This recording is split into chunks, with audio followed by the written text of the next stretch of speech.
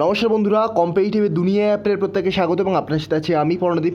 আর পলিটির খুবই গুরুত্বপূর্ণ একটি লেকচার নিয়ে আজ আমরা আলোচনা করতে চলেছি, যা হলো লোকপাল এবং লোকায়ুক্ত। কিন্তু এটা শুধুমাত্র প্রিলিমস নয়, মেন্সের পার্সপেক্টিভ থেকে ইম্পর্টেন্ট। যারা ইউপিএসসি অ্যাসপিরেন্ট তাদের জন্যও কিন্তু সমানভাবে গুরুত্বপূর্ণ। চলুন ভিডিওটা শুরু করা যাক। তার পূর্বে ছোট্ট একটু অ্যানাউন্সমেন্ট করে দিই, ডব্লিউবিসিএস প্রিলিমস 2022-এর জন্য কমপ্লিট কোর্স রয়েছে। ডেসক্রিপশন বক্স আপনারা একটু চেক করে নেবেন, ওখানে কিন্তু কীভাবে কিনতে হবে সব কিছু দেওয়া রয়েছে। ওখানে স্টাডি ম্যাটেরিয়াল, ভিডিও লেকচার সব কিছুই কিন্তু আপনারা পেয়ে যাচ্ছেন এই কোর্সের মধ্যে। তো বলছি দেখুন, what are Lokpal and Lokayukta. Lokpal এবং লোকায়ুক্ত কী, এগুলো বোঝার আগে আপনাদের একটু ছোট্ট করে ব্যাকগ্রাউন্ডটা বুঝে নিতে হবে। দেখুন, আপনারা ওম্বুডসম্যান টার্মটা শুনেছেন? ওম্বুডসম্যান, তো এই ওম্বুডসম্যান টার্মটা ব্যাংকিং সেক্টরের সাথে জড়িত।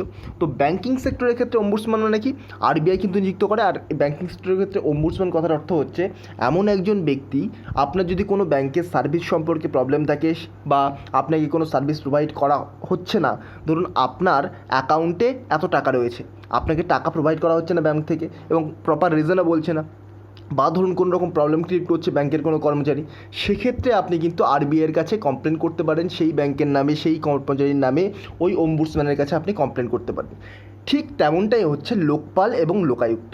লোকপাল সেন্ট্রাল গভর্নমেন্টের ক্ষেত্রে, যেমন দেখুন সেন্ট্রালের ক্ষেত্রে লোকপাল এবং স্টেট গভর্নমেন্টের ক্ষেত্রে লোকায়ুক্ত।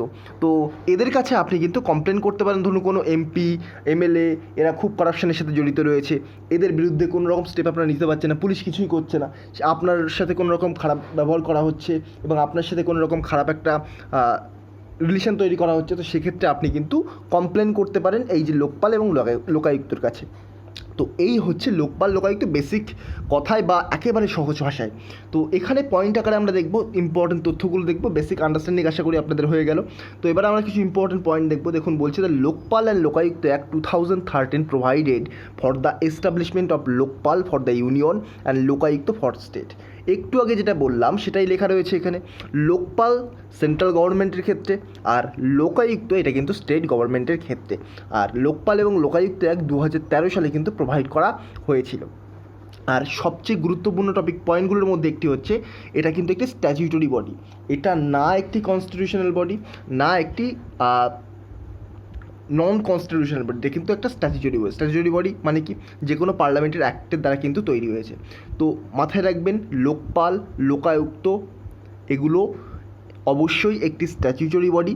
কিন্তু এখানে বলছে দেখুন, উইদাউট এনি কনস্টিটিউশনাল স্ট্যাটাস, এর কোনো কনস্টিটিউশনাল বা সাংবিধানিক স্ট্যাটাস কিন্তু দেওয়া নেই।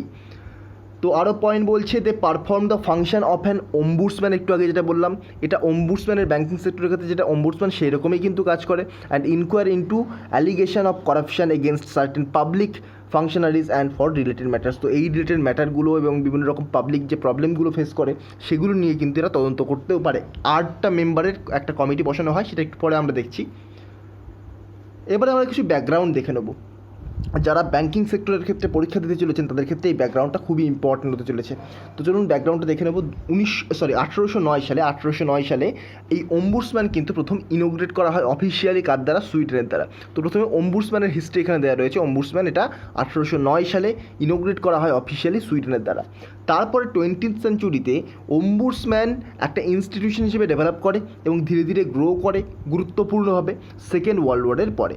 তারপরে নিউজিল্যান্ড এবং নরওয়ে এই যে ওম্বুডসম্যান সিস্টেম এটাকে অ্যাডপ্ট করে 1962 সালে, এবং এটা কিন্তু খুবই গুরুত্বপূর্ণ একটা সিস্টেমের অঙ্গ হয়ে ওঠে এবং কনসেপ্টটা কিন্তু খুবই পপুলার হয়ে ওঠে।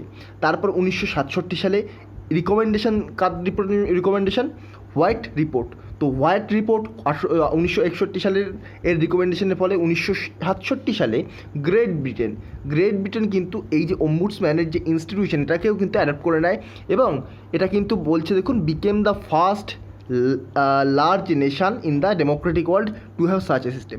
তো গ্রেট ব্রিটেন হচ্ছে সবচেয়ে বড় কান্ট্রি যেটা এত বড় একটা ইনস্টিটিউশন একটা ডেমোক্রেটিক কান্ট্রি হিসেবে গ্রহণ করলো।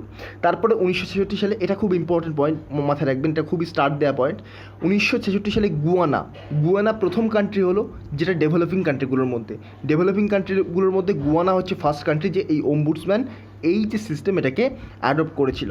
তারপর বলছে subsequently it was further adopted by Mauritius. তারপর ধীরে ধীরে মরিশাস, সিঙ্গাপুর, মালয়েশিয়া এবং ইন্ডিয়া কিন্তু এটাকে গ্রহণ করেছে। ইন্ডিয়া খুব রিসেন্টলি গ্রহণ করেছে, এটা আপনারা জানেন, আন্না হাজারে সেই যে করাপশনের বিরুদ্ধে একটা, জানেন আপনারা, ধর্মঘট করেছিলেন, ধর্মঘট অনশন করেছিলেন, এবং সেক্ষেত্রে যে আম আদমি পার্টি কেজরিওয়াল যে এতটা পপুলার হয়ে ওঠেন, সেই কিন্তু আন্না হাজারের সাথে সেই বিদ্রোহের, করাপশনের বিরুদ্ধে বিদ্রোহের পরে লোকায়ুক্ত, লোকপাল এই অ্যাক্টের হয়ে বিদ্রোহ করার ফলে, বিদ্রোহ বলা ভুল, এটাকে প্রোটেস্ট বলাই ভালো।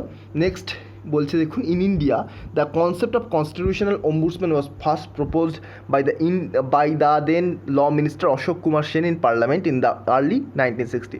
তো অশোক কুমার সেন পার্লামেন্টে 1960 সালে প্রথম কিন্তু তিনি ল মিনিস্টার, যিনি এই যে অম্বুডসম্যান এটাকে প্রপোজ করেছিলেন। তারপরে লোকপাল এবং লোকায়ুক্ত এই টার্মটাকে কার দ্বারা প্রথম কয়েন করা হয়? Doctor LM Singhvi. এটা সাধারণত অন্যান্য পরীক্ষা হায়ার চান্স কম, তবে ব্যাঙ্কিং সেক্টরের এক্সাম এবং SSCর এক্সামে কিন্তু অনলাইন হিসেবে আসতে পারে। তো লোকপাল এবং লোকায়ুক্ত কয়েন করা হয় ডক্টর LM সিংভির দ্বারা। তারপর 1966 সালে ARC রিপোর্ট, আপনার নাম শুনেছেন ARC রিপোর্ট, ইউপিএসসি যারা ভিডিওটি দেখেন অনেক দেখবেন টপাররা বলে ARC রিপোর্ট পড়ার কথা বলা হয়, সেকেন্ড ARC রিপোর্ট পড়ার কথা। ARC কি? ARC হচ্ছে অ্যাডমিনিস্ট্রেটিভ রিফর্মস কমিশন। তো 1966 সালে যে ফার্স্ট অ্যাডমিনিস্ট্রেটিভ রিফর্মস কমিশন বসে, সেটা কিন্তু রিকমেন্ড করে একটা ইন্ডিপেন্ডেন্ট অথরিটি তৈরি করার সেন্ট্রাল এবং স্টেট লেভেলে, এবং যে অথরিটি পাবলিকের যে কমপ্লেনগুলো কাদের বিরুদ্ধে, MP, তারপর MLA, এদের বিরুদ্ধে যে কমপ্লেনগুলো সেগুলো কিন্তু গ্রহণ করবে যে অথরিটি। আর বলছে 1968 সালে লোকপাল বিল কিন্তু পাস হয়ে যায় লোকসভায়, কিন্তু এটা কিন্তু রাজ্যসভায়, তারপর লোকসভায় এটা ডিজলিউশন হয়ে যায়। Since then it has lapsed in the Lok Sabha many times. তারপরেও কিন্তু এরকম তোলা হয়েছে, কিন্তু বারবার কিন্তু এটা ল্যাপস করে গেছে, কোনো রকম রেসপন্স পাওয়া যায়নি এই বিলের থেকে। পরবর্তীকালে দেখব আমরা স্ট্রাকচার অফ লোকপাল। লোকপালের স্ট্রাকচারটা কীরকম বলছে দেখুন, Lokpal is a multi member body. এখানে অনেকজন মেম্বার থাকে এবং এখানে একজন চেয়ারপারসন থাকে, এবং তার সাথে কিন্তু ম্যাক্সিমাম কিন্তু 8 জন মেম্বার থাকতে পারে, ইনক্লুডিং চেয়ারম্যান। ম্যাক্সিমাম 8 জন মেম্বার থাকতে পারে। Chairperson of the Lokpal should be either the former chief justice of India. চেয়ারপারসনকে অবশ্যই former chief justice of India বা আগের চিফ জাস্টিস অফ ইন্ডিয়া হতে হবে, অথবা সুপ্রিম কোর্টের জাজ হতে হবে, অথবা খুবই গুরুত্বপূর্ণ একজন পার্সন হতে হবে with impeccable integrity and outstanding ability, এবং তার সাথে আউটস্ট্যান্ডিং অ্যাবিলিটির সাথে খুব ইন্টিগ্রিটির সাথে একজন ব্যক্তি হতে হবে, এবং তার সাথে স্পেশাল নলেজ থাকতে হবে, এবং মিনিমাম 25 বছর কিন্তু তাকে anti corruption policy, public administration, vigilance, finance, এগুলোর সাথে ইন্স্যুরেন্স, এগুলোর সাথে কিন্তু যুক্ত থাকতে হবে, বা ব্যাঙ্কিং, ল ম্যানেজমেন্ট, এগুলোর সাথে যুক্ত থাকতে হবে। এখানে ম্যাক্সিমাম 8 জন মেম্বার থাকতে পারে। এই 8 জন মেম্বারের মধ্যে 50% মেম্বারকে কিন্তু অবশ্যই SC, ST, OBC এবং মাইনরিটি এবং তার সাথে ওমেন হতে হবে। তো 50% সিট কিন্তু রিজার্ভ থাকে এই যে লোকপাল এবং লোকায়ুক্তের ক্ষেত্রে।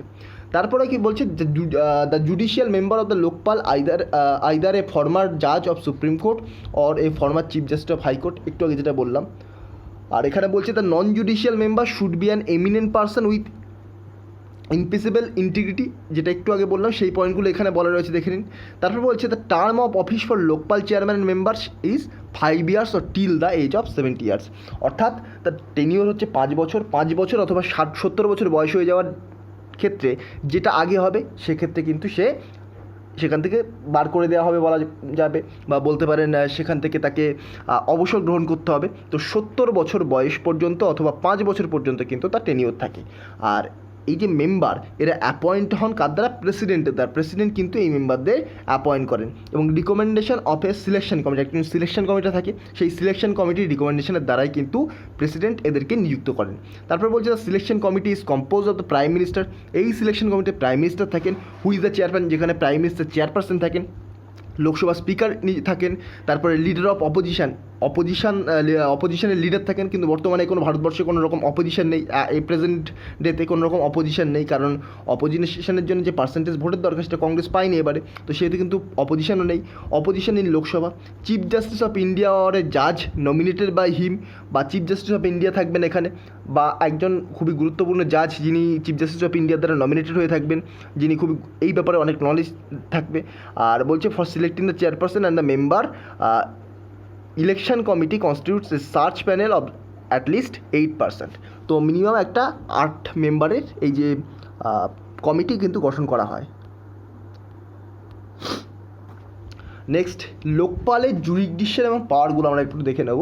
দেখুন লোকপালের জুরিসডিকশন ও পাওয়ারগুলোর মধ্যে কোনগুলো পড়ছে, দেখুন jurisdiction of Lokpal include prime minister, member of parliament, group ABCD অফিসাররা এখানে থাকেন এবং তার সাথে কিন্তু অফিসিয়াল সেন্ট্রাল গভর্নমেন্ট যে অফিসিয়াল তারাও কিন্তু এখানে থাকেন। তারপর jurisdiction of the Lokpal included the prime minister except on allegation of কারাপশনের অ্যালিগেশন বাদ দিয়ে কিন্তু প্রাইম মিনিস্টার ইনক্লুডেড থাকেন। তাছাড়া ইন্টারন্যাশনাল রিলেশনের ক্ষেত্রে থাকেন, security, the public order, atomic energy and space, এক্ষেত্রেও কিন্তু এই জুরিডিকশন আরও এক্সটেন্ড করা হয়েছে। আর Lokpal does not have jurisdiction over ministers and MPs in the matter of anything said in parliament or a vote given there. তো আমরা এটা পার্লামেন্টে আলোচনা করার সময় বলেছি যে পার্লামেন্টের ভিতরে কোনো রকম যদি কোনো কিছু হয়ে থাকে তার জন্য কিন্তু কোনো রকম ইনকোয়ারি করা যাবে না বা সেটার জন্য কিন্তু কাউকে দোষী সাব্যস্ত করা যাবে না, সেটা পার্লামেন্টের নিজস্ব বা সেটা লোকসভা রাজ্যসভার মধ্যেই কিন্তু সেটা থাকবে, তার জন্য কাউকে শাস্তি দেওয়া যেতে পারে না। তারপর বলছে it's jurisdiction also includes any person who is or has been in charge, একজন ডিরেক্টর, ম্যানেজার, সেক্রেটারি, এদের বিরুদ্ধে কিন্তু এই চার্জ আনা যেতে পারে, যে ব্রাইব নিচ্ছে বা ঘুষ নিচ্ছে তাদের বিরুদ্ধে কিন্তু এরকম চার্জ আনা যেতে পারে। The Lokpal act mandates that all public official should furnish the asset and liabilities of themselves as well as their respective dependents. অর্থাৎ লোকপাল অ্যাক্টের মাধ্যমে কিন্তু যে কোনো পাবলিক অফিসিয়াল, সমস্ত পাবলিক অফিসিয়ালকেই কিন্তু একটা ম্যান্ডেট দেওয়া হয়েছে তাদের যে লিয়েবিলিটি, অ্যাসেট এবং লিয়েবিলিটি এদেরকে কিন্তু এর বেসিসে ঠিক রাখতে হবে। তো এইগুলো কিন্তু লোকপাল অ্যাক্টের মাধ্যমে বলা হয়েছে। আর তাছাড়া কিছু ইম্পর্টেন্ট পয়েন্ট রয়েছে, দেখুন বলছে it has the power of superintendence over and to give direction to CBI, এটা কিন্তু CBIকে ডিরেকশন দিতে পারে। দেখুন CBI কিন্তু সেন্ট্রাল গভর্নমেন্টের হাতের পুতুল, এটা সুপ্রিম কোর্টও বলেছেন, আমার এই কথার ওপর কিছু এসে যাবে না, এটা সুপ্রিম কোর্ট অ্যাকচুয়ালি বলেছে। সুপ্রিম কোর্ট CBIকে কিন্তু সেন্ট্রাল গভর্নমেন্ট বা সরকারের হাতের পুতুল বলে এর আগে কিন্তু বলেছে। তো সেই বেসিসে আমি এটা বললাম, এটা পয়েন্ট একটা important. The inquiry wing of the Lokpal has been vested with the powers of a civil court, একটা সিভিল কোর্টের কিন্তু পাওয়ার থাকে এক্ষেত্রে। আর Lokpal has powers of confiscation of assets, proceeds, তো এগুলো তো দেখতেই পাচ্ছেন, এই পয়েন্টগুলো এখানে দেওয়া রয়েছে। তো লোকপাল, লোকায়ুক্ত আপনাদের আইডিয়া হয়ে গেল। লোকপাল হচ্ছে আপনাদের সেন্ট্রাল গভর্নমেন্টের ক্ষেত্রে, আর লোকায়ুক্ত হচ্ছে আপনার স্টেট গভর্নমেন্টের ক্ষেত্রে। তো এই দুটো টার্ম ইম্পর্টেন্ট টার্ম, পরীক্ষার জন্য মোটামুটি ইম্পর্টেন্ট, খুব ইম্পর্টেন্ট নয়। আপনারা আমাকে কমেন্ট বক্সে একটি কোশ্চেন জানাবেন, এটা কিন্তু খুবই স্ট্যাটিক কোশ্চেন আমি একটা করতে চলেছি, যে ফার্স্ট লোকপাল কি, ভারতবর্ষের ফার্স্ট লোকপালের নাম কি? তো ইম্পর্টেন্ট কোশ্চেন, আপনারা আমাকে কমেন্ট বক্সে অ্যান্সার দেবেন। তো এই ছিল ছোট্ট ভিডিওটি যদি ভালো লেগে থাকে এই ধরনের ভিডিও আরও পাওয়ার জন্য চ্যানেলটিকে সাবস্ক্রাইব করতে পারেন, পাশে থাকা বেল আইকনটিকেও প্রেস করতে ভুলবেন না। আজকের মতো গুড বাই, পরবর্তী ভিডিওতে আপনার সাথে আবার দেখা হবে। Thank you.